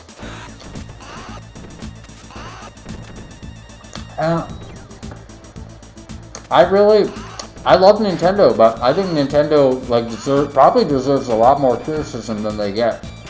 Nintendo's been doing real bad for a long time. It's like, what about the Switch, Matt? What about the Switch? I don't know. Everyone seems so impressed. I didn't have a Switch. Maybe if I had it, I'd feel differently. But the Switch never seemed that impressive to me. It's like, oh, it's a relatively lacking console in terms of its power. It's probably not as powerful as the PS3, but it came out in the PS4 life cycle. Again, Nintendo, a fucking generation behind. I think they lost their footing with the Wii, where again it looked worse than the fucking GameCube. And so they just remained a fucking generation behind. And then they put out the Switch, and it's like, hey, we've got some slick marketing, and we definitely have some cool aesthetics for the Switch. But as far as it goes, it's literally just a fucking handheld console. It's like, you know what, Nintendo? I'm sure it'd be a lot of fun to have a handheld console, and really, I think the convenience would be really good for me, especially now, being able to take it all over the place. And I just mean into different rooms easily. But I want an actual fucking console, Nintendo. I want to be able to play third-party games. Wouldn't it be nice if on a Nintendo console you could anticipate playing at least some third-party games? It's like, oh no, the Switch is going to be underpowered, and basically you're going to do better playing third-party games on a PS4 rather than the Switch. And the Switch is between the PS4 and the PS5 era. It's not between the PS4 and PS3. It's PS4 into PS5. I'm probably verging really on early PS5 era console stuff. And so what? Because Wii U is basically the competitor to the PS4, just like the Wii U is basically the competitor to the PS3, right? So the Switch is basically the competitor to PS5. Nintendo kind of got there a little earlier, and it's like, so they're going to be like two console generations behind in that case. And it's going to be, every single third-party game, it's like, well, you might as well not even fucking play it on your Switch, because it's just going to be a lacking game. It's going to have worse graphics, and it's probably going to cost just as much, if not more, especially since Nintendo tends to have their game prices not go down unless you're buying them used or something. As opposed to Sony, where you go on the PS Store and every day is like an incredible sale of the best games you've ever seen. And it's like, if you see a game you'd like and it's not on sale, it'll probably be on sale in the next 2 or 3 months. It's like, no, Nintendo, it's like it's never on sale. It's always it's always going to be like basic price, and it's probably always going to be the price they fucking release it at. But, maybe third-party games are different. But then also, the third-party games are just going to be so fucking lacking if they even come out on it. You have, half a console. Yeah, Nintendo, you know what? You do have so many first-party games that you basically, you push out some of the, desire for third-party, because, having access to Nintendo games, that's like having, almost 40% of the third-party market in itself, because nobody else has Nintendo games. However, what? So I'm going to have to get a Nintendo and then another system if I want to play GTA 6 or whatever, or, whatever the new, X game is. It's like, oh, so okay, I like Nintendo games, great. Although, apparently those games seem to be getting less and less exciting, too. It's like, but then it's like, okay, so I can get Nintendo games, that's awesome, and I can get older Nintendo games, and let's not forget about that, because I'm not a PC guy, so it's like, oh, you can just play them on your computer. Well, I have a MacBook from 2015. I have a MacBook from 2015. No, I'm not going to just play them on my computer. Actually, if I've tried to play something on my computer, such as Cuphead or Minecraft or whatever, Even something like an older Final Fantasy game, like 7 or 8 or whatever, it's like it's gonna run very slowly, and my computer's gonna feel like it's overheating and it's gonna fucking die. Like I'm gonna feel like I'm running my computer into the ground to play a game. That's why I want to get a console, because if I'm playing video games, I want to play video games. And so don't count Nintendo out for having the older Nintendo games on their system. I'd love it. I also love, and it's like, well, why don't, it's like, I don't want to pirate, I don't want to steal anyway, and so it's like, you know, I would like to have a system where I have those available. That's a huge plus to me. That said, they're probably going to be super expensive, or at least relatively expensive.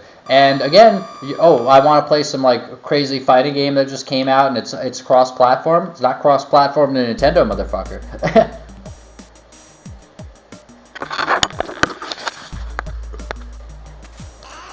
So anyway, it's like, oh, Matt, beat 'em ups, but you're talking about Nintendo. I think Nintendo fits the vibe. Beat 'em ups are kind of like video games, the video games. It's like Tim Rogers or something. But indeed, beat 'em ups are like video games, the video games. And so Nintendo, that's sort of like the company of video games, the video game company. Nintendo is the video games, the video game company. However, whereas like Microsoft is like computers, the video game pretender. And Sony's like, yeah, video games and some other stuff, you know, kind of video games. Nintendo's like, no, we are video games, and great. However, so that goes well for this. Now, what are we doing? I'm walking around in the bathroom. I thought to say the garbage lot. That's interesting. I'm walking. Return clothes. I'm walking around in the fucking bathroom in Dead Rising. I'm gonna take a bucket. I'm gonna hit somebody with it. You know why? Because we're talking about beat 'em ups, and this is what we're doing. Okay. Yeah, here we go. Bam! Oh, look at that, man. Oh, you. Nice. Yeah. Oh, you know what? I don't like that thing comes out, because that thing's like a one-time use. You know what? Whatever, man. It's a one-time like super use. That doesn't fucking matter. You know what? This is good fucking footage. This is the footage I'm talking about. It would have been nice to start saving earlier. That's fine. Yeah, I'm in the movie theater right now. You probably see some of this. Oh man, change clothes. Yep, we're gonna put on the fucking helmet. See, this is what I'm talking about. And then we're gonna cash register. Great.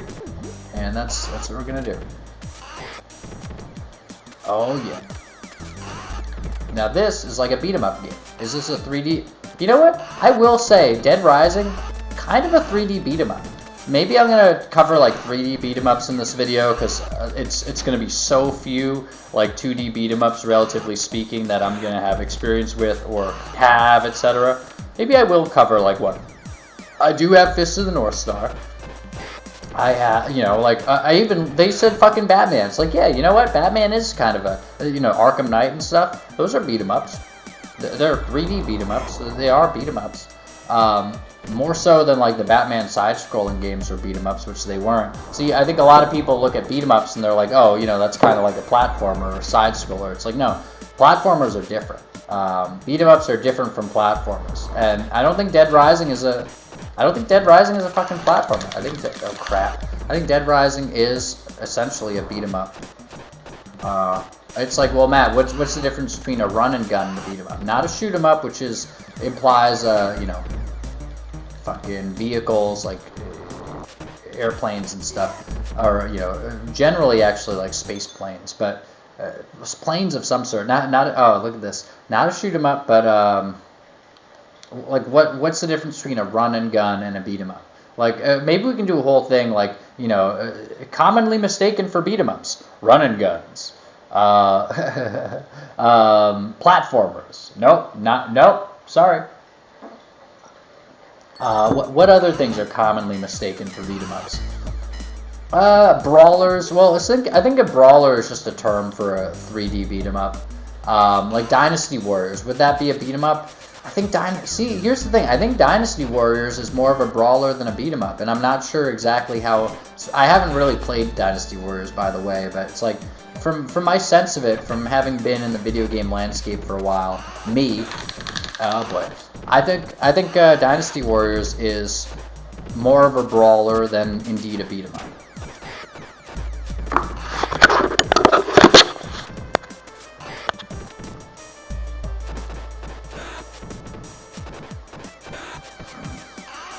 Now Now there's a relentlessness to beat 'em ups, and the relentlessness is kind of matches the people around you. So there's a relentlessness to beat 'em ups, and there's a relentlessness to the people around you. And I started one of these by saying basically, as long as they have access to you, they're never gonna stop. They're never gonna stop, and it's like, but the thing is, at least, see, beat 'em ups are more honest, right? Because most of the people around you, they're kind of relentless in that they're going after you, at least as far as me. But then part of the actual like dark, super bad evil of them is that they will not only go after you and try to push your boundaries, and as I said in sort of the Shelob thing, they will not only try to go after you as much as possible, but they'll do so, maybe, I don't know, maybe somewhat unconsciously, but I think it's literally consciously, because like sometimes like you'll see them do something and they'll like try to hide it, or like they'll lie, like they'll say something. Oh shit, hey, good. They'll like literally just like, basically like, you'll see something that they do, or they will lie in a way where it seems like, why would they have lied about that? Basically, like, something will seem to reveal that they have been, not unintentionally, not unconsciously, not like spreading sort of some kind of, well, it still may be spreading some trauma and whatever, they're operated by it, but like they have been consciously trying to fuck with you. They've been consciously trying to screw with you, and they've been consciously trying to sabotage you. And that kind of thing, basically, beat 'em ups are like your life if everyone actually just acted the way that they thought. If nobody put a mask on and tried to like ruthlessly go after you, and they just went after you instead. Now the evil part of people going after you and putting a mask on, other than them being deceptive and that basically, helping open the door for them to continue to go after you, which is probably part of the reason for being deceptive, because if they weren't being deceptive, you'd probably just like run away from them screaming, right? But if they're being deceptive and they're going after you, that keeps the door open so that they can continue to get the pain juice out of you. But beyond that, when you get into like looking into certain things, like I'm not going to get into it, but like looking into certain things like the topic of, well, let's just say being a TI, it also seems like either their goal, or perhaps just like a side benefit as far as they're concerned, is that not only are they being deceptive, but they're also, if you have the gall to call them out on it, now suddenly they get to call you crazy, and everyone else in the room is either deceptive enough or just fucking doled over enough that they'll be like, well, that person smiled and they said that they weren't doing anything, and you said that they were, and you weren't smiling, and you might have even had an emotional reaction, and so that means to us that they look like the reasonable person and you look like the asshole.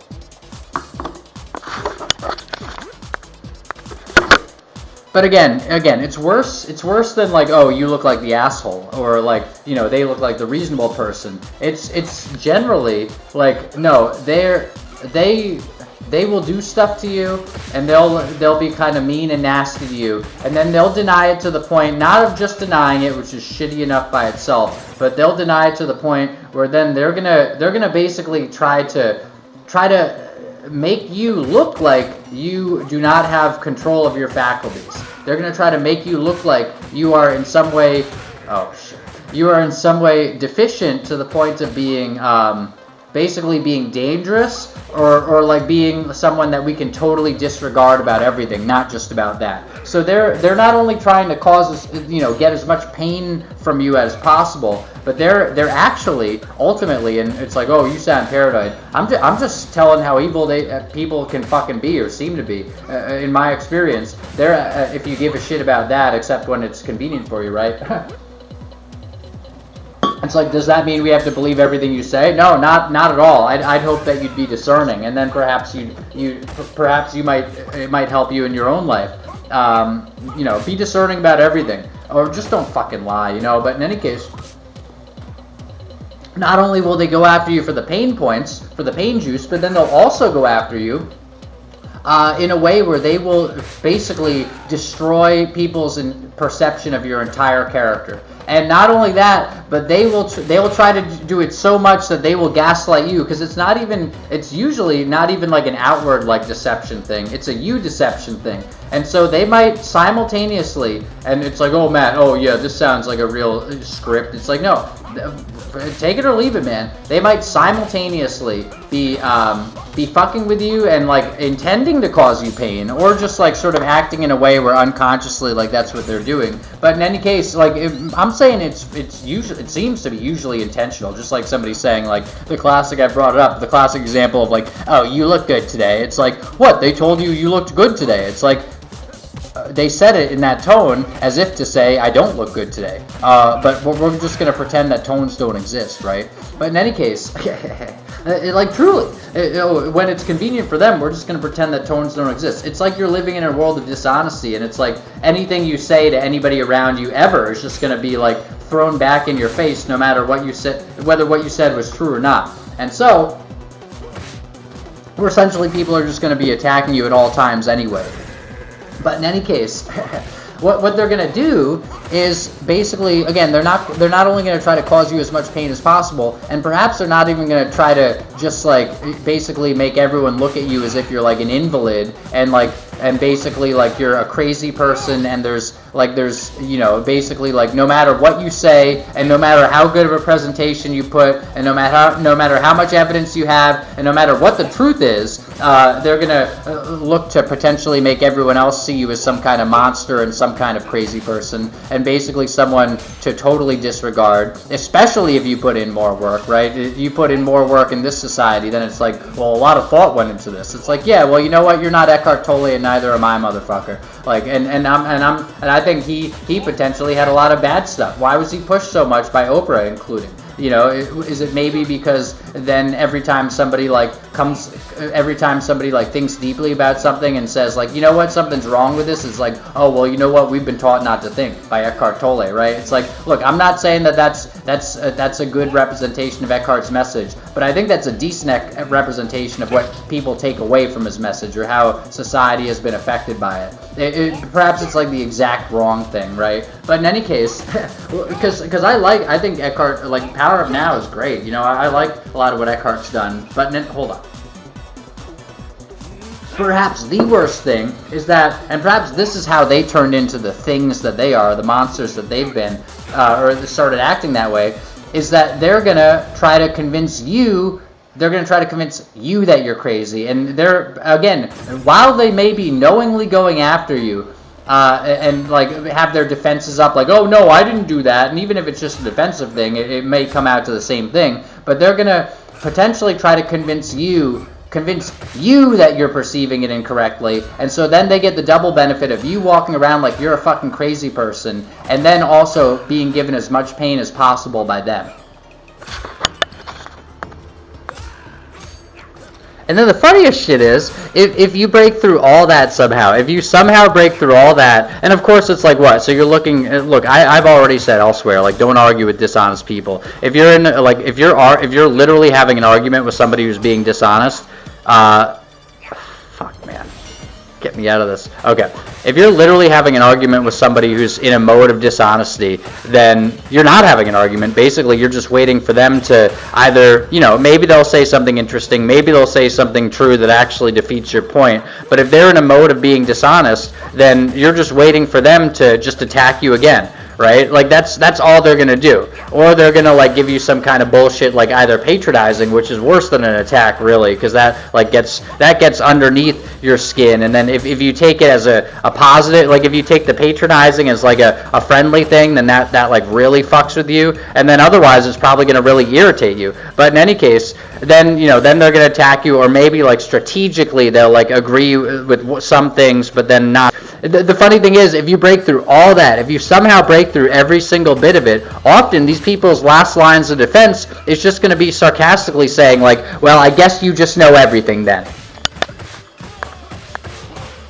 And you know what beat 'em ups are? Beat 'em ups are entirely different. Beat 'em ups are, you're walking down the street and or you're walking in whatever. It's usually down the street, no matter what it is. Like there are so many different like themes and stuff, but it often does kind of feel like Streets of Rage, which isn't Streets of Rage is great, but in any case, it's ultimately you're walking down a street or you're walking somewhere, or whatever. You're riding on a horse with Knights of the Round or whatever it is, or whatever game you're playing. You're moving through some environment. You're moving through an area, and there are a bunch of people that are coming, or enemies that are coming, and they are trying to hit you. If someone wants to beat you down, they're not worth it in your life.